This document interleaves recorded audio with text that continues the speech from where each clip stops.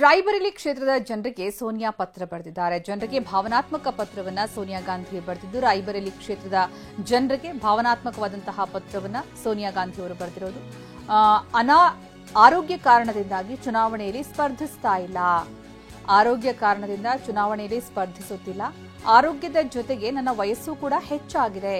ಈ ಕಾರಣದಿಂದ ನಾನು ರಾಜ್ಯಸಭೆಗೆ ಹೋಗ್ತಾ ಇದ್ದೀನಿ.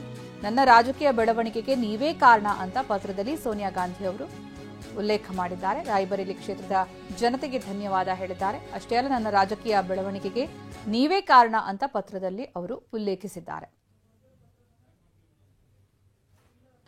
ರಾಯಬರೇಲಿ ಕ್ಷೇತ್ರದ ಜನರಿಗೆ ಸೋನಿಯಾ ಗಾಂಧಿ ಅವರು ಭಾವನಾತ್ಮಕವಾದಂತಹ ಒಂದು ಪತ್ರವನ್ನ ಬರೆದಿರೋದು. ಅಂದ್ರೆ ಈ ಬಾರಿ ಅವರು ರಾಜ್ಯಸಭೆ ಪ್ರವೇಶ ಮಾಡ್ತಾ ಇರೋದು ಮಧ್ಯಪ್ರದೇಶದಿಂದ. ಹೀಗಾಗಿ ಇಲ್ಲಿ ರಾಯಬರೇಲಿ ಕ್ಷೇತ್ರವನ್ನ ಪ್ರತಿನಿಧಿಸ್ತಾ ಇಲ್ಲ ಈ ಬಾರಿ ಅನ್ನುವಂತಹ ನೋವು ಮತದಾರರಿಗೆ ಇದ್ರೆ ಅದಕ್ಕೆ ಒಂದು ಭಾವನಾತ್ಮಕವಾಗಿ ಅವರು ಉತ್ತರವನ್ನು ಬರೆದಿದ್ದಾರೆ. ಆರೋಗ್ಯ ಕಾರಣದಿಂದಾಗಿ ನಾನು ಚುನಾವಣೆಯಲ್ಲಿ ಸ್ಪರ್ಧಿಸ್ತಾ ಇಲ್ಲ.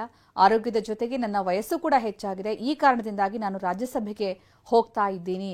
ನನ್ನ ರಾಜಕೀಯ ಬೆಳವಣಿಗೆಗೆ ನೀವೇ ಕಾರಣ ಅಂತ ಪತ್ರದಲ್ಲಿ ಅವರು ಭಾವನಾತ್ಮಕವಾಗಿ ಬರೆದಿದ್ದಾರೆ.